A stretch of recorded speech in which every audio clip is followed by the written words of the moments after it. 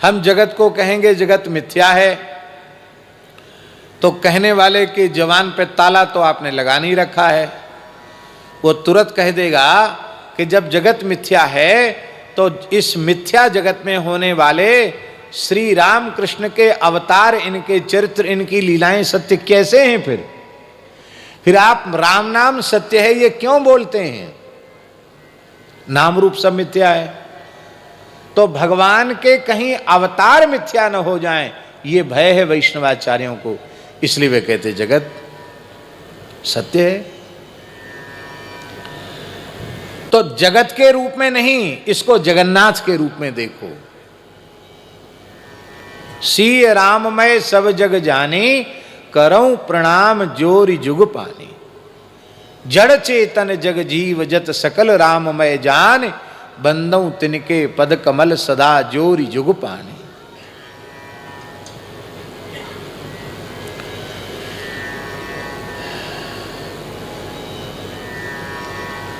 कहीं जीव भगवान की लीला कथा में अश्रद्धालु न हो जाए, क्योंकि भगवत लीला कथा श्रवण से ही भगवत रति होगी। यह तो भगवान में प्रेम हो, यही भाव है वैष्णवाचार्यों का जगत को सत्य कहने में। और शरीर संसार के प्रति ममता छूटे, भगवान से प्रेम होवे, यही भाव है शंकराचार्य जी का जगत को मिथ्या कहने में। क्या झगड़ा है बताओ? वे भी चाहते हैं सबका भगवान से प्रेम हो जाए, वैष्णवाचार्य भी कहते सबका भगवान से प्रेम हो जाए, तो झगड़ा कहाँ है? लेकिन व्यवहार पक्ष में देखने पर अलग अलग सिद्धांत हैं, उनके अलग अलग दर्शन ग्रंथ हैं। सभी संप्रदायों की अपनी अपनी आचार विचार और अपनी अपनी परंपराएं, उनकी उपासना की पद्धतियां हैं। तो इनमें महाराज जी मतभेद है, लेकिन एक तत्व ऐसा है जिसमें मतभेद नहीं है, वह तत्व है श्री गुरु तत्व। वह तत्व है श्री गुरु तत्व। आप बताओ, हमारे साधुओं में षड्भेष, उस षड्भेष में पूरे सनातन संप्रदाय आ जाते हैं। साधुसाई भाषा में उसको षड्भेष कहा जाता है। तो षड्भेष में सन्यासी, उदासी, बैरागी, नाथ सब आ जाते हैं, सभी संप्रदाय आ जाते हैं। इस षड्भेष में गुरु तत्व की महिमा सब एक मत से स्वीकार करते हैं कि नहीं? श्री नाथ परंपरा में गुरु महिमा है कि नहीं? आप देखेंगे श्री नाथ परंपरा के ग्रंथों में तो उनके यहां तो सब कुछ गुरु ही है, गुरु को ही नाथ कहा जाता है। नाथ जी का स्वरूप है गुरु।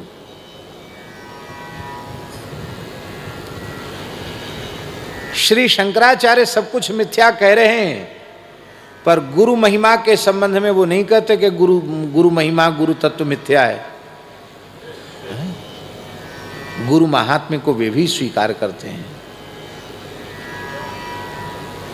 सभी गुरु महात्म्य को स्वीकार करते हैं। तो गुरु महिमा के संबंध में किसी का किसी सिद्धांत से मतभेद नहीं है। गुरु महात्म्य को सबने एक मत से स्वीकार किया है। और महाराज जी यही एक विशेष बात है। दूसरा एक तत्व है गो तत्व। इस गौ तत्व की महिमा के संबंध में भी किसी भी आस्तिक संप्रदाय में किसी प्रकार का मतभेद नहीं है।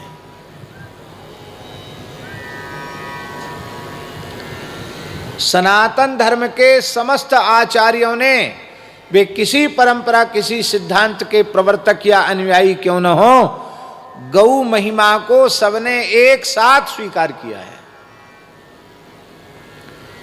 अभी स्वामी बरमन जी महाराज बता रहे थे, कहाँ की बात बता रहे थे कि वहां भी वृषभ की पूजा होती थी। कहाँ?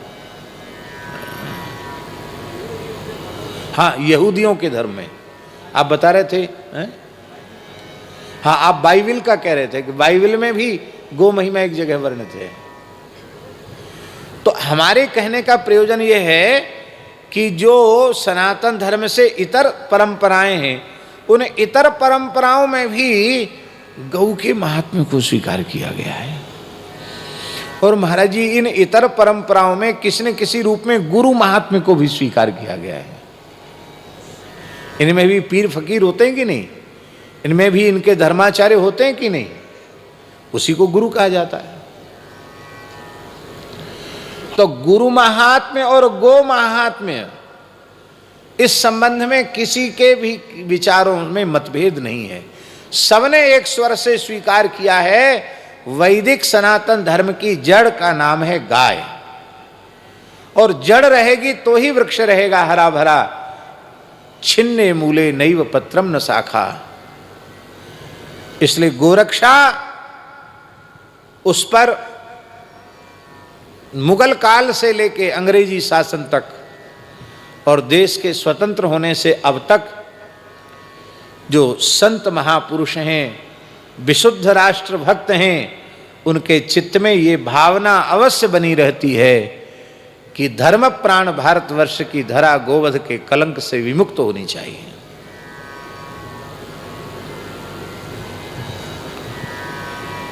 अब एक बात हम जो कहना चाह रहे हैं उसको सुनिए। अब हम कहना ये चाह रहे हैं कि गुरु महात्म्य के संबंध में किसी का किसी से मतभेद नहीं है। तो गुरु महात्म्य है किस लिए? गुरु तत्व की जो इतनी महिमा है उसके मूल में हेतु क्या है? उसके मूल में एकमात्र हेतु है कि गुरुदेव कृपा करके हमें भगवत प्राप्ति कराते हैं। यही बात है कि नहीं? हमें ज्ञान देते हैं, हमें वैराग्य देते हैं, हमें भक्ति प्रदान करते हैं, हमें भगवत प्राप्ति कराते हैं। कराते नहीं हैं, वे कहते मेरे पीछे पीछे चलो तुम्हें भगवान तक पहुंचा दूंगा। और तुम पीछे नहीं चल सकते हो तो कहो हाथ पकड़ के चलेंगे। हाथ पकड़ के भी न चल सको और आर्त भाव से उनके चरणों में निवेदित हो जाओ तो हो सकता है तुमको गोद में लेकर भगवान तक पहुंच जाएं। पर मूल बात यह है कि वो भगवान का प्रेम प्रदान कर रहे हैं। प्रेम प्रदाता श्री गुरुदेव हैं, भगवत साक्षात्कार कराने वाले श्री गुरुदेव हैं, यही उनकी महिमा है।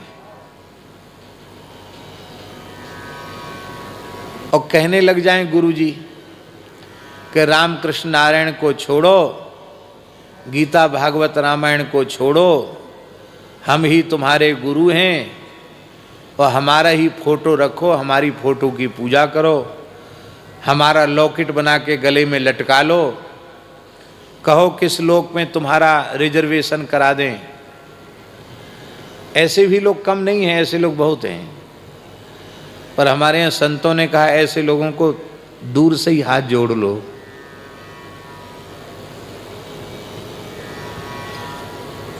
गुरु की महिमा इसलिए नहीं है कि वह जीव को अपने से जोड़ते हैं। गुरु की महिमा इसलिए है कि वो जीव को भगवान से जोड़ते हैं।